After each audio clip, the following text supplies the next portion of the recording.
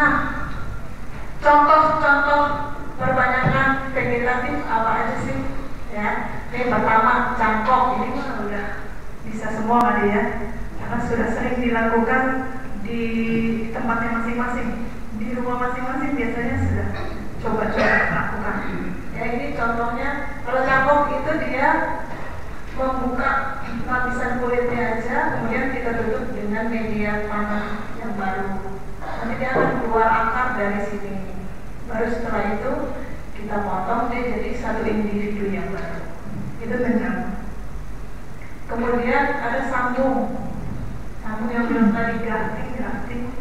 Ya itu adalah sambung. Macam-macam caranya nyambung. Nanti mungkin bisa dipraktekin sama Mas Ahmad. Cara grafting itu berbagai cara. Ada yang ditaruh di pinggir ini, ada yang di tengah, ya. Ada yang sisip aja di samping gitu ya. Jadi cara sambung ada berbagai cara. Kemudian okulasi. Nah, kalau sambung ini asalnya nih, ini pada bawah ya. Atasnya itu dari tanaman yang mau kita perbanyak. Misalnya ada mangga arum manis yang bagus, ya. Itu yang mau kita perbanyak. Jadi yang atasnya itu yang mangga arum manis tadi, bawahnya silahkan dari biji apa aja, mangga tapi mangga apa aja boleh. Gitu ya, nggak harus mangga arum manis, mangga apa aja boleh. Kemudian okulasi. Kalau yang sambung ambil entrusnya dari pucuk ranting, pucuk batang, pucuk cabang. Kalau okulasi ambilnya dari mata tunas kecil. Ini harus teliti, harus telaten. Tangannya di mana harusnya? Jangan kebetulan. Kalau yang kebetulan jadinya meleset nanti malamnya karena dia kecil, ya. Nah ini okulasi dia hanya dari mata leher kecil, tapi kelebihannya apa? Dia lebih hemat entres. Jadi yang diambil satu mata aja.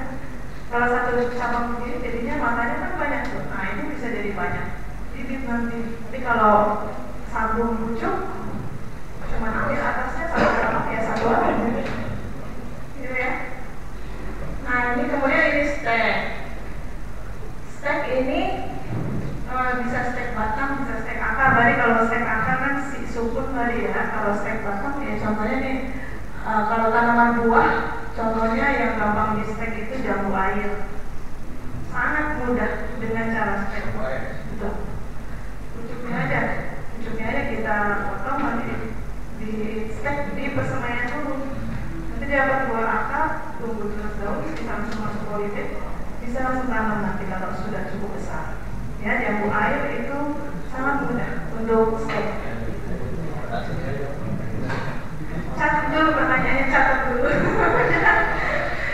Merunduk, sistem merunduk ini juga bisa, jadi cabangnya kita runduk, tapi ini kan cuma untuk satu pohon satu, gitu paling ya, cuma sedikit. Tapi kalau kita mau bikin jumlah besar, ya merunduk tidak efisien. Ya. Merunduk ini bisa juga untuk yang lain, bisa untuk jambu biji, bisa untuk jambu air, juga bisa sistem merunduk gitu ya. Jadi kita ambil sama dengan cangkok seperti ya. Baik. Nah kelebihannya pembibitan vegetatif. Jadi yang kita kerjakan nanti adalah vegetatif yang batang bawahnya dari generatif. Kelebihannya masa muda tanaman, masa vegetatif tanamannya pendek. Jadi umur vegetatifnya pendek. Kalau sudah siap berbuah namanya umur generatif. Ya. Jadi tanaman bisa lebih cepat panen, lebih cepat berbuah.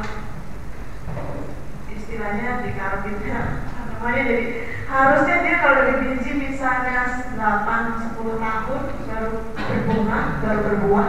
Kalau dari vegetatif bisa 4 tahun, bisa 3 tahun bahkan. Ya contoh aku kan bisa bisa 3 tahun gitu ya. Kemudian tanaman jadi cepat berproduksi kan ya, kita nunggunya tidak terlalu lama. Kemudian bisa diterapkan terhadap tanaman yang nggak menghasilkan biji, contoh sukun tadi ya, nggak ada bijinya, gimana ya, vegetatif gitu. Kemudian kalau ada jambu kristal, itu jambu biji kristal kan nggak ada bijinya juga tuh, atau jambu sukun nggak ada bijinya ya, itu vegetatif perbanyakannya. Kemudian sifat-sifat yang baik yang ada di induknya itu pasti nempel ke bibit yang baru. Jadi semua sifat induknya yang baik nempel.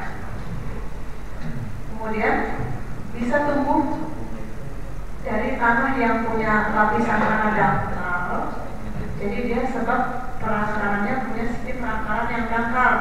Jadi artinya si bibit baru ini dia banyak tumbuh akar yang ke arah samping karena dia kan baru ya, dia beradaptasi ya. Pada saat disambung dia akan beradaptasi, akan tumbuh perakaran yang baru yang ke samping. Akar yang ke samping inilah yang banyak mengambil nutrisi, bukan akar yang tembus ke bawah. Kalau yang tembus ke bawah tugasnya untuk supaya tanaman kokoh. Nah kalau dari biji, dia yang ke bawah dulu yang diutamakan, yang ke sampingnya belakangan. Kenapa dia berbuahnya lama? Karena dia utamakan ke bawah dulu. Nah kalau yang dari vegetatif, akar sampingnya dia tumbuh, jadi dia lebih cepat panennya. Itu sebenarnya kenapa dia bisa cepat panen. Kemudian kelemahan, perakaran kurang kuat sebab tidak punya akar tunggang. Ini khusus untuk cangkok sama stek ya. Kalau yang nanti kita belajar enggak, nomor 1 enggak ya. Yang kedua, punya sifat jelek induknya. Jadi memperoleh sifat jelek induknya di samping sifat baik. Ya artinya induknya baik dan jelek semua turun ke akarnya, karena dia sama persis sama induknya, gitu ya. Kemudian biaya pengadaan bibitnya ya cukup mahal karena ada proses perbanyakan, ada proses pembuatan batang bawah, gitu ya. Lumayan mahal sih biaya pengadaan bibitnya, tapi kita akan dapat bibit yang bagus nanti. Waktu yang diperlukan untuk perbanyakan cukup lama. Kita butuh supaya tanaman ini siap dulu di lahan, siap dulu di pembibitan, supaya nanti bisa tanam di lahan. Kalau dia sudah sehat baru bisa tanam di lahan. Kalau dari biji kan umur 2 bulan tanam aja, nanti juga dia tumbuh sendiri gitu ya. Tapi kalau dari sini dia sembuh dulu lukanya, bekas sambungan kan, baru kita bisa tanam. Nah, jadi itu butuh waktu. Kemudian sulit dapat tanaman dalam jumlah besar yang berasal dari satu pohon ini. Kalau dari biji, satu pohon keluar 100 buah, bijinya bisa banyak. Tapi kalau kita berbanyak vegetatif, kalau dari sambung pucuk, cuma berapa sih pucuknya yang bisa kita ambil? Butuh waktu, oke ya. Oke, lanjut. Nah, teknik kita belajarnya nanti alpukat sama durian ya. Cara perbanyakan alpukat sama durian itu sama. Jadi dia bisa digrafting atau disambung, bisa diokulasi juga. Saya. Nah, apakah jenis tanaman lain juga bisa semua? Sebenarnya bisa. Cuma dari sharing aja dari pengalaman kita bahwa contoh si rambutan agak susah ya kalau diokulasi. Dia lebih suka disambung. Keberhasilannya lebih tinggi. Contoh ya seperti itu. Kalau jambu biji juga begitu. Ya, jadi dari pengalaman kita sebenarnya bisa semua, cuman ada tingkat kesulitannya, sehingga mana yang lebih mudah itu yang sebaiknya kita lakukan. Ya, contoh si manggis diokulasi sudah juga ya, karena getah. Si nangka juga mungkin begitu, karena getah. Ya kan, pada saat kita potong getahnya bagus. Jadi akan lebih mudah kalau disambung, bukan diokulasi.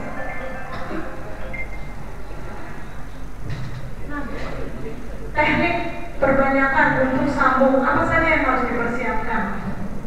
Nomor 1, batang bawahnya umur 2 sampai 4 bulan, ini untuk alpukat ya. 2 sampai 4 bulan itu sudah siap dulu. Jadi nomor 1 nanti pekerjaannya bikin batang bawah. Nomor 2, harus ada entres atau mata tempel. Ya, ini pucuk-pucuk yang mau disambung. Berarti harus ada apa kalau kita mau ambil pucuknya? Pohon induknya ada dulu. Mau berbanyak induk nggak ada, mau ngambil dari mana ya? Betul. Jadi nomor 1 pengadaan pohon induk dulu toh. Ya. Ayo Pak, catat Pak, ya mau bikin program tahun depan. Pengadaan pohon induk. Kemudian pembalang batang bawah. Oke, ini sudah ada, sudah kita bisa kerja ya. Nah, tapi apa yang harus disiapkan lagi? Sebenarnya lokasi persemaian itu yang perlu dipersiapkan kan. Kemudian lokasi untuk penyimpanan bibit nanti itu harus dipersiapkan. Jadi bibit ini kalau sudah disambung, jangan taruh aja di tempat panas-panas. Ya kering sambungannya. Atau kehujanan, jamuran, gitu ya. Atau kena angin terlalu kencang juga dia rusak. Jadi sebaiknya ada wadah tempat tertentu, lokasi tertentu dengan ada naungan dan supaya angin tidak terlalu kencang, gitu ya. Yang perlu dipersiapkan. Terus caranya gimana? Sambung ini pucuk ya, pucuknya si ranting-ranting tanaman ya. Ini pucuknya kita runcingkan bawahnya. Cara runcingkannya lain-lain, tergantung kita mau taruhnya di mana. Mau taruh di samping, mau taruh di atas, atau mau di sisi. Ya, cara runcingkannya lain-lain. Nanti pas praktek saya sampaikan sama Mas Ahmad. Kemudian ini butuh pengikat. Pengikat ini kalau sulit, kan sekarang ada sih di online ya yang jual selotip sambung, sudah ada sih. Jadi udah tinggal gini doang. Bentuknya kayak selotip gitu, tinggal dipakai. Dijual online nggak mahal juga sih, harganya 20 ribuan satu ya. Tapi kalau nggak ada, pakai plastik aja. Plastik es mampu atau plastik bulat yang kiloan itu, tapi belinya yang bisa melat.